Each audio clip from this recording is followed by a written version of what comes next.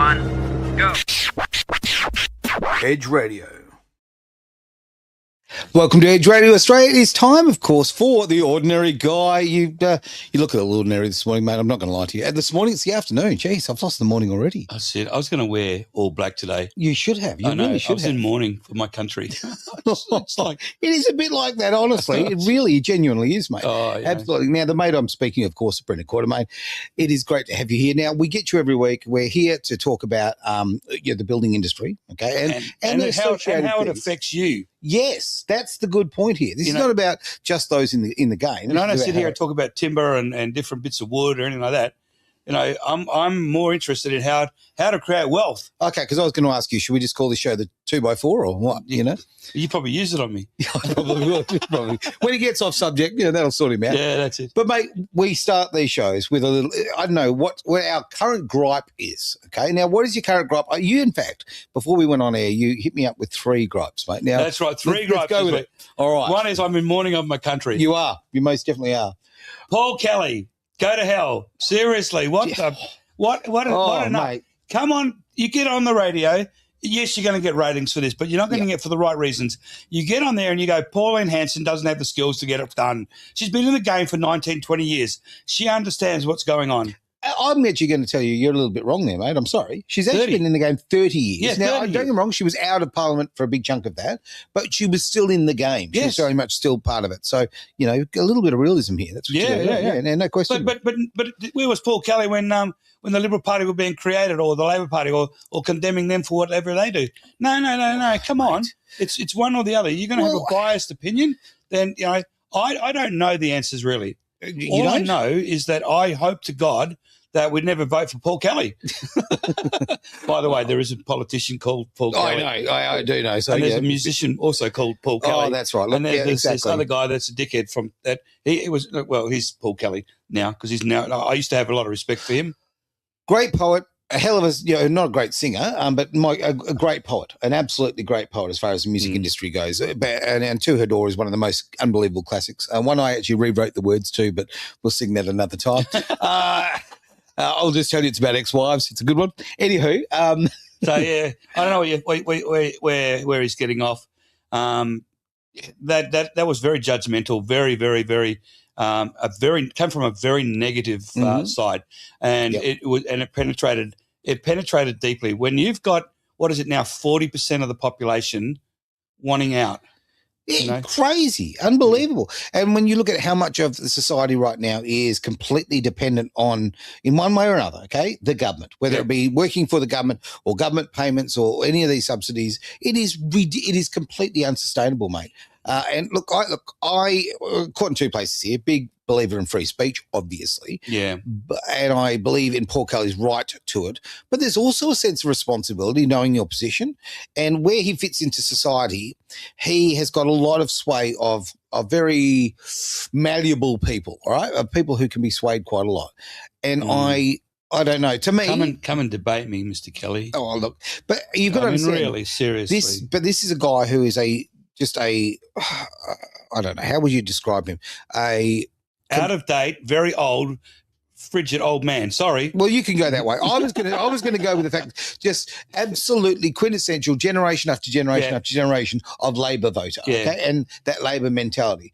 Unfortunately, this isn't the Labor of 40 and 50 years ago. This is a very different Labor. Although 50 years ago, they're pretty shocking anyway. Look, I've always been told, whatever's happening on the left, look at the right. Okay. So if they're bringing up all this stuff here, something else is happening over here. True. All right. So you're looking here, but what's going on over here? Oh, they've done it so many times. They did it with a lot of stuff, right? Agreed.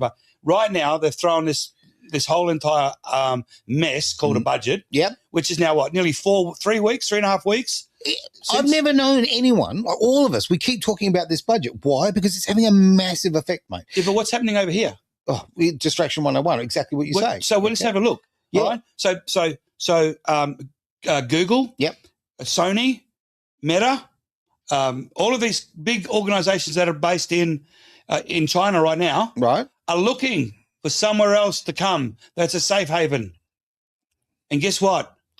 They're looking at Australia. See, I'm right curious at the on that moment. front. I'm very curious on that. I know a lot of these big corporations obviously move their operations to actually, their offices to Ireland because of 10% tax. Yeah. But yes, there's some changes afoot there. There's things going on there. What if you could come to Australia and not pay any tax? Because that's what we've got. Big corporations and big companies in this country do not pay tax. But hey, mate, hang on. How many millionaires are leaving Australia at the moment? Well, that's an interesting subject. It is. What is it they said? 1 million. 1 million, yes. Millionaires have left in the last 12 months. Hey, say that again, mate. 1 million millionaires have left Australia in the last 12 months. And let's face it, okay? If you're a millionaire, and let's say you got a 10%, let's say 10% renewal on your money every year, you're going to make $100,000. Okay. How much do you get to keep? Well, 40 grand. Yeah. Because you're paying tax on 50% of the income as it comes out, 'cause you're at the higher tax level. That's right. Yeah. And I'm not a tax person. No. It's not financial planning or anything like that. No. Nothing. It's conversation, mate. And then we pay 10% of everything that we spend. Yep. And we keep paying out. Then we pay fuel tax, levy taxes on top of everything. Got levy tax on cigarettes, alcohol, everything you can imagine. Mm-hmm. So by the time you get down to the bottom line, I reckon that we're probably keeping about $5. That just feels like it. I think so. You're being ambitious there. Yeah. But you're better off to leave the country. Yep. And then, if you worked it out, let's say you had 100 grand, or let's say 200 grand a year interest. Yeah. And you were getting 10%. That's 200,000 a year. At $20,000 a month, that's 240. Mm-hmm. You only need $20,000 a year to live in Bali, or 35 now. I mean, look, you can live really comfortably in places like Vietnam, Thailand, all of that, with a great lifestyle for you're under $20,000 a year. Yep. And you only have to come back every 6 months for 2 weeks for a holiday and visit your property here or whatever it is. Yeah. Otherwise, you might lose it if you're not. You got to understand some of the rules. Oh, and play within the rules. People go, but bad. You don't have that good medication system. Now, when I hear that, the healthcare thing, I'm going to put my hand straight in the air. Yeah. When many years ago, first time I ever went to Malaysia, okay, I didn't know what I was going to. Malaysia, anyway, in there, I'm thinking third world country. I'm thinking about no way. The hospitals, the healthcare was 10 times better than what we've got, 20 times better than what we've got in Australia. Unbelievable quality. Every hospital seemed to be like our absolute top rate private hospitals. The quality of the staff, the way everything was put together, brilliant. The infrastructure. No, people need to wake up a little bit and realise that Australia, when it comes to a lot of things, we've been left behind, mate. Yeah, why? Because we've got a lot of our doctors now living in those other countries as medical practitioners, supporting like expats, if you like. You know? True. I remember went to a doctor in Jakarta, and we were talking and that, and she goes, "Look, we'll solve that problem, that one. But the real underlying problem is that you're low on vitamin C." And I went, "What?" She said, "Just go get some vitamin C tablets. The children's one. Just chew on those 3 times a day, 4 times a day, and you'll bring your vitamin C levels up, and you'll feel a lot better." And within a couple of hours, I was feeling really good. I can actually just imagine you diving into the tin of the kids' Ovaltinis. Those little lemony, orangey flavoured vitamin C tablets, they actually picked me right up. I was in another country, obviously, struggling with all of the different environments. Sure. But once you were there for a couple of days, you settled down, a couple of weeks, a couple of months, all of a sudden you didn't want to come home. But, and I've been there. I've worked for the Indonesian government. Right. So I understand why people go there. But I love it. The people are nice. They're beautiful people. Yeah. Everywhere you go, people are people. If you are, was it Wayne Dwyer said he was walking down the street one day and this lady walked up. She said, "Hi, I'm just moving into the area. What's this place like?" And the lady said, "Well," and Wayne looks at her and says, "Well, what are they like where you came from?" And she said, "Oh, they're a bit miserable. They're not very nice. They're nasty. It's not, and he goes, "You're probably going to find that here." Because you kind of and then the next lady that came along and said exactly the opposite. She said, "Oh, the people are beautiful. I love them. I get on really well. And guess what?" He goes, "You're going to find that here." It's all about who you are. Yeah. I remember when I moved from Bunbury to Midland, my best mate said to me, I said to him, "I'm going to struggle. I'm really struggling. I have an infrastructure in Bunbury that understands me. I have done 30 years. I know where to go. I have gone through bankruptcy. I have gone through failure. I have gone through the great times with them. I love my friends in Bunbury, but I'm moving to a place where I have none." And he looked at me and he goes, "Brenda, tell me who your neighbours are." So I got Paul next door. There's a guy up the road called Connor. There's another guy across here. That's so-and-so. I got Leanne next to her. And he goes, "There you go, mate." He says, "You've already built your new network, and hence I'm here doing this. Yeah. So it is who you are, becoming that person. Because my mother had a beautiful saying. She said, if you think you can run away, you wake up in the morning, look in the mirror, you're still there. Because you can't run away from yourself. Yeah. And so basically, whatever you are, you attract. I thoroughly agree with that. So if you're that person in Bunbury, guess what? You're going to be that person in Midland. Yeah. It only took me a couple of hours, a couple of days, and I had my network set up for the amount of people that that would fix my car, do my tyres. I'd already worked all that out. I knew where my rally car was going to go. And don't be afraid of a little change, right? No, it's been a blessing and a half. There you go, mate. I've taken my personal stuff from 86 to 87,000 in 2 years to 5 million. This has been the best 2 years of my life. I have 5 million under construction and $5 million worth of jobs sitting behind that. Things are looking good. And will it change? This is an amazing country, right? Well, I just want to keep some of it, Mr. Mr. Elbow, please. I know that you're my business partner. Please, sir, can I have some of my own, right? What's it there? Straight out of Oliver Twist. Please, sir, can I have some more? More? It's what it's like, absolutely. We're trying to hold on. I mean, this is indicative of what we're looking at with the millionaires that have left the country in the last 12 months, right? Now, we're going to talk about retirement here. Look, I'm going to tell you straight out, right? Okay, I love this country. Yes. I'm not retiring in this country, and that's because economically, it's just not possible for me. No, and I'm in the same boat. I'm very much looking at how do I spend so many months a year somewhere else, and then so many months a year here. How do I plan all this? It's all about planning. So, what is your definition of retirement, really? You tell me, mate. And I'm going to ask you guys, what is your definition of retirement? Because in reality, when you think about the word, and I have a really, really poor joke about this, I wrote to Social Security and said, I'm thinking about retiring. Can I please get my funds? Sure. And I got them within 3 days. Okay. And I said, how come I got it with so quickly? He says, well, you wrote that you weren't retiring. You wrote that you were retarded. So that's my bad spelling. That's my bad joke for the day. It's a terrible joke, mate. All right, I know, but I'm just saying. But what is retirement? Retirement, in reality, is being access to government money. Okay. Nothing else. It doesn't mean anything. So and I've said this so many times before, you must plan. Mm-hmm. Okay? Failing to plan is planning to fail. Agreed. So therefore, if you don't have a plan, society has one for you.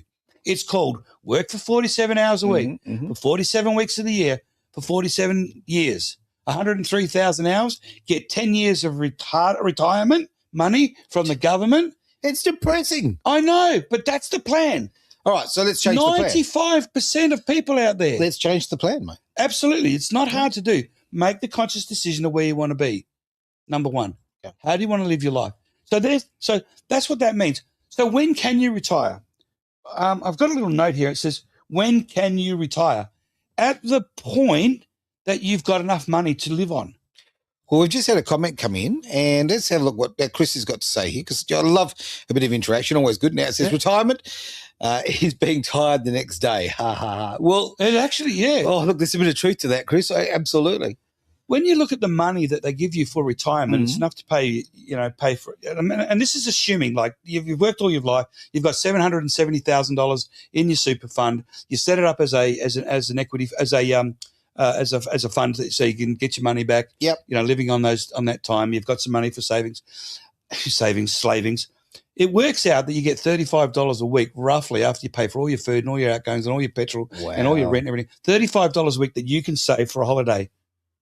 Basically, that's it. $35 a week. Oh, look, you can be living in the lodge for that. So that's insane, mate. But that's assuming that you wanted to go to, say, from to go to Bunbury for a weekend. That's a holiday. Because that's basically all you can afford. It's not a life. It's not a life of. It's not where there's no luxury involved.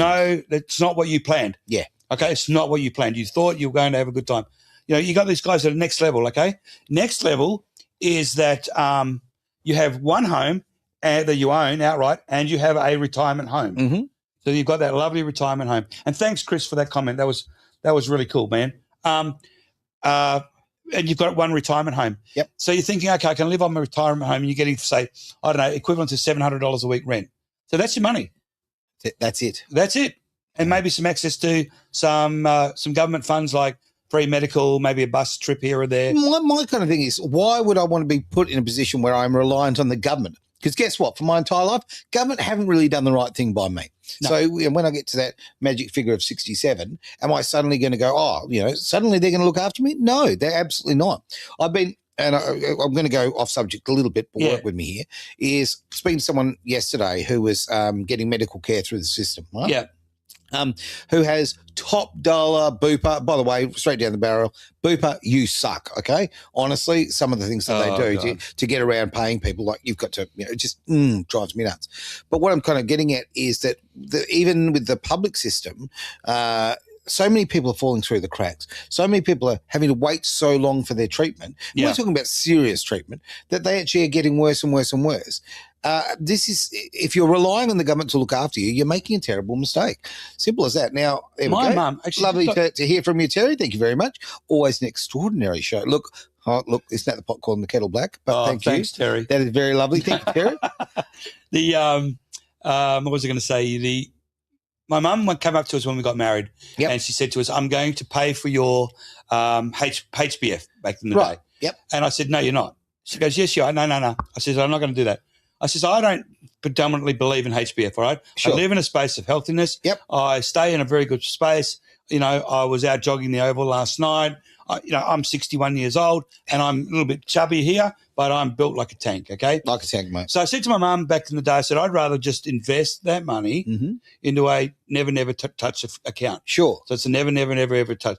And we put it out. When we go to the hospital, the doctors now, they say, "Oh, do you have private medical?" Because no, we've got private. Yep. Go, what's your fund's name?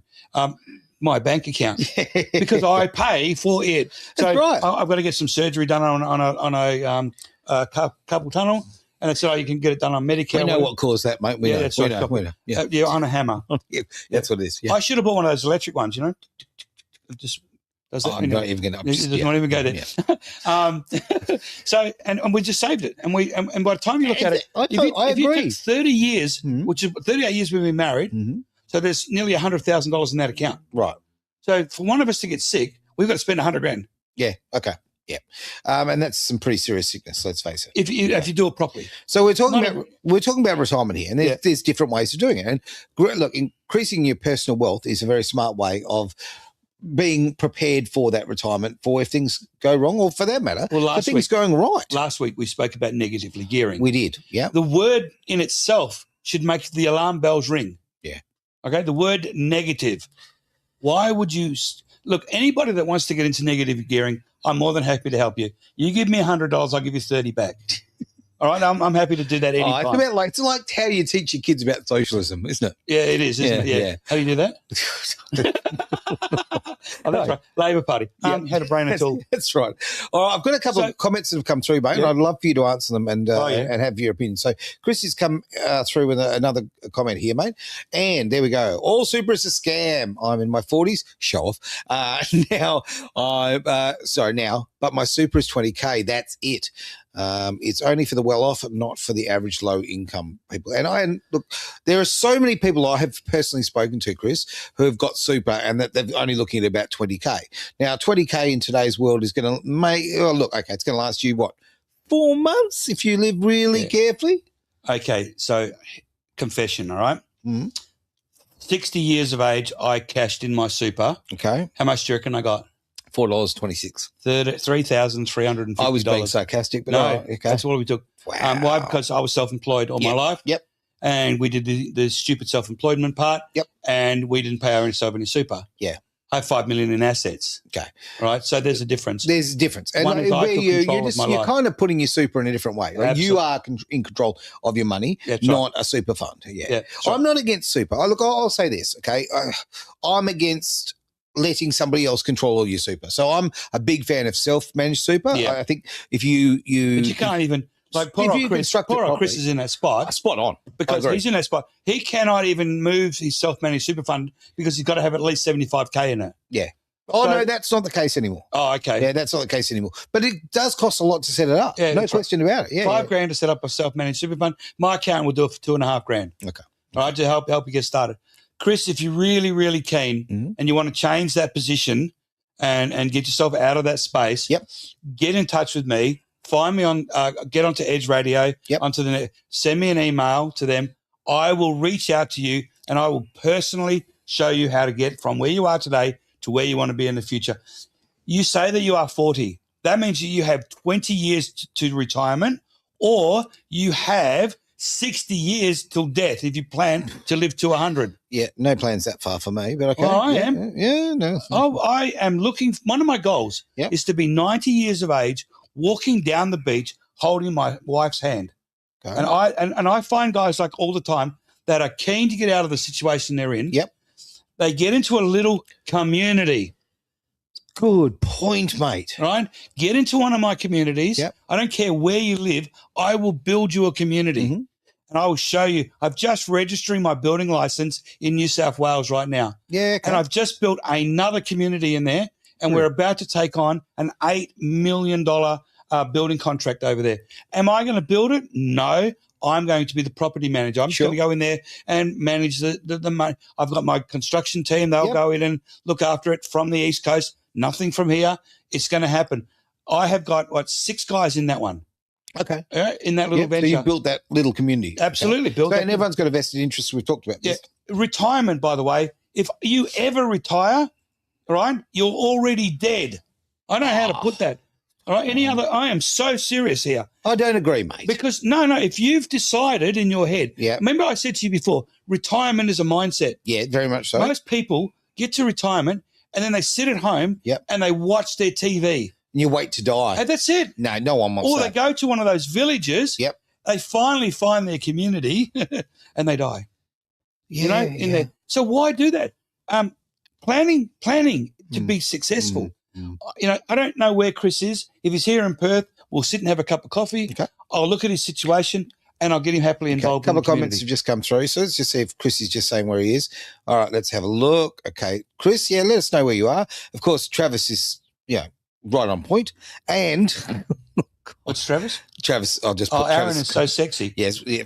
I'm going to argue that one. I am much more good. I also want to make very clear, have you ever seen how thick Travis's glasses are? Seriously. Forget about Coke bottles. Oh, man. We had that conversation before. It's crazy. All right, so, I won't take that as endorsement, but thank you anyway, mate. I'm going to quickly just go to Terry's comment, if I may. So Terry's comment is, my late husband said he was going to get shot by a jealous husband when he's 93. I applaud that. I love that. I always say, like people say about going, I want to die peacefully in my sleep. No, I don't want. You know how I want to go? Backwards in my Lamborghini with my supermodel beside me. All right, go out with a big smile on your face. Yeah, but you could be one of those guys that finally gets your Lamborghini, and you're doing 55 kilometers an hour everywhere. Yeah, well, that's not going to be me. Clearly. No. I'm just. But there's places we can go. Let's bring up the comment that we've got from Chris. Thanks, mate. Really appreciate it. This is always good, again, to have a conversation. Yeah. So I'm self-employed, own a small business in Kelmscott, the live entertainment industry. It has its ups and downs, and I love what I do, and not the money. Yeah, look, well, you and I obviously know that industry very well there, Chris. You say that. Chris, I see the words, okay? I love what I do. That's justification of what you're doing. I'm sorry. It's not for the. It's not due to the money. Okay, is that right? Yet in the comments before, you said I've only got $40,000 in my super fund. Well, it's 20, and then the thing is, right. Okay, here's where I'm going to go on this one. Like myself, okay, like yourself, if we're self-employed, we've been very crappy at putting our money away in super. That is something we've made mistakes with. So I can get that. Have you been putting the money into another investment? Have you been putting it somewhere where it's actually going to grow for you? Yeah. Your money needs to work for you. That's incredibly important. Otherwise, retirement is sitting in front of a TV waiting to die. We don't want that. No way in the world. Chris, if you want to talk, I do a lot of coaching in small businesses. I've had a look at different things. I know fairly well about just about every business that's out there. I've had a go at. So they say. But it's or something similar. I would love to sit with you and have a yak with you about it, because where we are today is only a decision.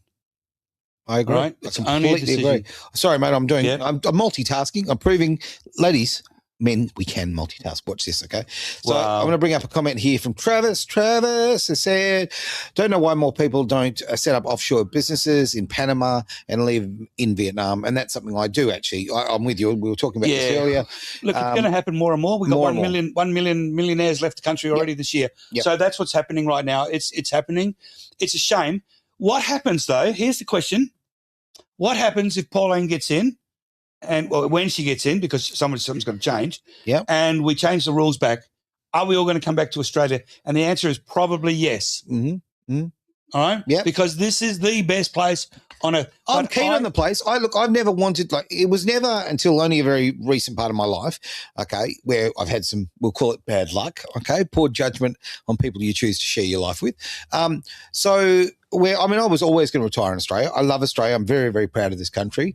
But it is now not an option for me to do comfortably. Now, what's brought up on the screen there is from Travis, and I appreciate your comment, mate. Yeah. You can retire on $40,000 in Vietnam. Yes. Retirement in Australia sucks. Now, $40,000. If you retire on $40,000 in Australia, the only way that's going to work is assuming everything. You own everything. You've got no debts whatsoever. Is that $40,000 a year or $40,000 a month? Because you need $40,000. You need $20,000 a month here.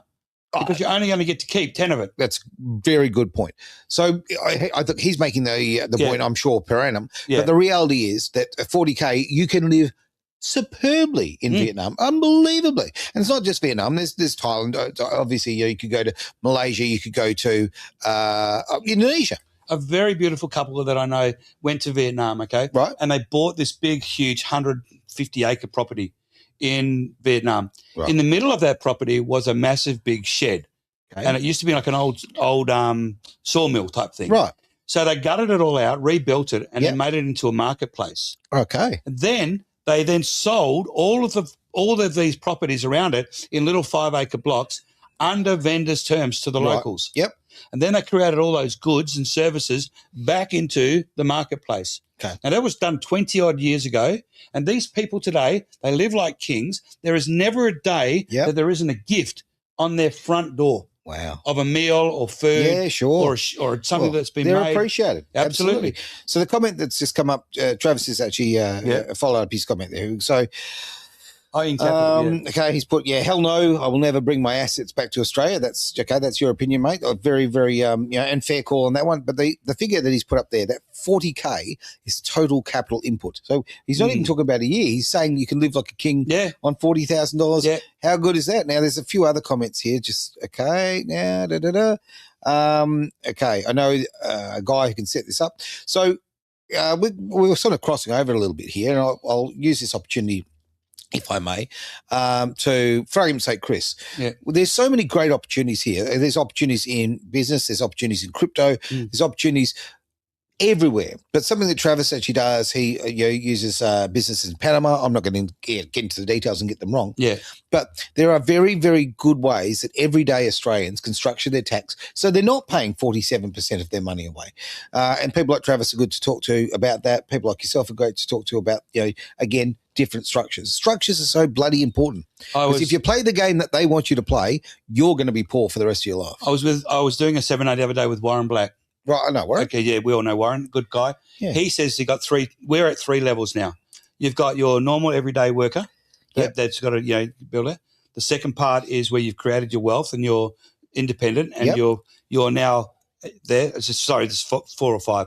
And then there's another level where you've now created your wealth and you own nothing but control everything. Yep. Which is where I'm at. I don't own anything, but I control it all. It's good. It's all locked away thing. But the government are having a go at that at the moment. And that's really not fun because I've only got 2 years before I've got to restructure. Okay. So over the next 12 to 18 months, depending on how things go, we'll restructure that again so that we're still in that same space. And there's the last one, the 4th section, which we're now talking about with Warren Black, is that you now start to create a company and invest overseas and move some of your assets to another country so that if we get into trouble, you can go there and you've got at least a base to start building it up and you're setting it up. Now, I'm going to do the old Jen Psaki here. I'm going to circle back. Right. We've started talking about community. Yeah. Now, you've just spoken about Warren Black, okay? We've been talking to Travis Carter as well. That's right. Okay. guess what? This is our community, mate. Yeah, absolutely. Okay? These are, we're all working for the same goal here. Mhm. We're all working to help each other, lift each other up. Yep. Now, okay, I've got a motorsport background. I won't bore everyone to death with it, but okay. Oh, you can bore me. We could bore, yes, we can talk motor racing for forever and a day. But okay, when I started motor racing, it was very much about you keep stepping on people to get to the top, right? That was kind of the attitude. There was a lot of that attitude about it, and I found that in my life, actually, the bringing people with you on the journey and creating those communities and rising together has so much more pleasure in it than stepping on people to get to there. This comes back to an idea what I had years ago, and that is if you want to become successful as a footballer, if you want to become successful as a basketballer, volleyballer, motorsports, anything, volunteer. Really? Yeah, volunteer, because then you create and then you're in the community. Yeah, that's a good point. So what do? We volunteer at the beginning as a community. It's good. I'm involved with different types of foundations. Yep. And I don't know anything. I'm just a volunteer of that foundation because we're creating those communities. Because not everything's about dollars and cents, mate. Like we're talking here yes, about. It is, mate. It's up there with oxygen. Sorry. Oh, no, I don't mean it that way. I know what you mean. How dare you? Just cut me short. No. Oh, yeah. No. Okay. So many people kind of find when we talk about money, we talk about wealth, like people find it a grubby subject. People, it's embarrassing to talk about. It's bad manners. To me, money buys freedom. It's that goddamn simple. And I don't want to be wealthy because I want to be, I don't know, rubbing people's noses. I don't want all this opulent stuff. Guess what I want? I want freedom. I want to be a BP. BP? Yeah, BP. Remember BP Petroleum? Yeah. The quiet achievers. The quiet achievers. I don't think I could ever be quiet, but I don't think it's remotely possible. But I just want to be able to enjoy the freedom of having options, live where I want to live, care for the people that I want to care about, and help the people that I be in a position. And when you build your financial wealth, you can do that. You're buying that freedom. Don't shy away from it. Don't be embarrassed by it. It's a positive thing. I love it. I love looking at Australia and thinking freedom. Okay. Yeah. Because we have a very good society, and we have a very good system. But did you know that we are actually like chickens? Bucko? Yeah. No. We're free range chickens. Ooh. We are roaming this land. Yep. We are laying eggs. Yep. Which is called tax. Sure. So therefore we are caged in. And if you don't think we're not caged in, you cannot cross a border anywhere in Australia to get out of the country. Yeah. You cannot get out. Great point. Where any point in any other country of the world, you can leave UK, go to Scotland, Ireland, or whatever. You can, or the UK is, but England, anywhere in Europe, you can cross the border and you can get out of. You could, if you really wanted to, you could get out of Korea into China. Although there's an arrangement for the Chinese to send the Koreans back to North Korea. Yep. But you can get out. All right, if you're that determined, you can get out. Here, you need a boat or a plane. That's it. You can't take a train. You can't drive. No, you can't. So we are, in reality, a prison. Well, we've been there for a couple of hundred years. I know that. And it's called, what do we call it? A colony of prisoners. This was what we were. Yeah. And we are really waterlocked. But so much of that is still caught in our mentality. Absolutely. That's the problem. Tasmania was created as that prison because it was waterlocked. But Australia was a big enough waterlogged that they're going to lose some of their patrons in the bush. I had this conversation. Travis just brought up a comment here. Australia is not free. Communist Vietnam is so much freer than Australia. Now, absolutely. I had this conversation. And this is true. I honestly, people go, I worry about communism. Man, it's so much freer in so many of these communist countries than it is in this, because the communism and the socialism that's taken place in Australia has been done by, I don't know if you've actually said this on purpose, mate, but about the frog, but it's a bit of the boiling of the frog, right? Yes. Yeah, that is the situation. Absolutely, yeah. If you don't know what the story of the boiling of the frog is, you put a frog into a bowl of cold water, turn the heat on, and the water warms up and the frog thinks this is really, really nice. Warm. And it's like, gets back and it starts putting his arms back, starts laying back, getting a really nice and warm. And then all of a sudden it starts to boil and the frog dies. And that's the boiling of the frog. And that's where we are here in this country right now. We are sitting in the fry pan, but we are waking up one person at a time. Yep. If you're not awake, then go have a look around. All right, start to look at where your situation is, why you are. Because at the moment you are that chicken in the paddock, and you are only here for one purpose at the moment, and that's to pay 68% of your income to nearly 80% in tax. Basically, that's it. We are producing money. They're sending more of our money overseas than we're spending on ourselves right now. Yeah. They're sending more money Great overseas than they're spending on ourselves in this country. That has to stop, all right? We cannot keep this up. Completely agree, mate. And, tax was voluntary originally. Now it's if you don't pay it, you go to jail. I mean, what the hell? That's not voluntary. That's socialism. It's exactly what it is. Exactly what it is, mate. We've hit time. Well and truly, we could talk all day. Why not? If we've got any questions coming through, why not? Any more questions? That'd be fantastic. But otherwise, mate, let's put a bow on this. Okay, so retirement is only a state of mind. Okay, that's it. Retirement is a state of mind. Okay, simple as that. Yeah. Look, I wanted something long-winded, mate. Something incredibly noble. Where's that? Don't have an answer. No, you don't. Because at the moment. I'm very hopeful and very, very prayerful in my spiritual space that all of this crap that the budget will not get passed. Even the Labor Party members are complaining about it. Oh, of course, and they've got to, absolutely. And the Labor Party members are up in arms over the fact that it's their money that's being rorted from them. So they're also getting hurt. This does not work. If you take away negatively gearing, it's 2 years before you can get a tax deduction. Exactly. All right. Yeah. We have to end the show. Jeez, fire up and get very excited about this. Thank you very much to everybody who's messaging today. Yeah, Chris, absolutely. Great. And, mate, honestly, you're a local boy, touch base, come in anytime and away we go. And obviously get in contact with Brendan if you'd like to. He's not a bad bloke. Yeah. I drink lots of tea and coffee. I love eating cakes. Yeah, anyway, exactly. we'll talk, Chris, if you want. Just reach out to us, mate. Love to spend some time with you, show you some different ways to do things. I am a builder, yes, but I do have a background in financial planning, but I don't do that anymore. Why? Because I don't believe in the system. Yep, fair enough. And thank you, Terry, for your wonderful comments as well. Yeah, we done. Very much appreciate it. But we are going to hit the road. It is time to get out of here. It is The Ordinary Guy here on Edge. Stay strong. Radio Australia.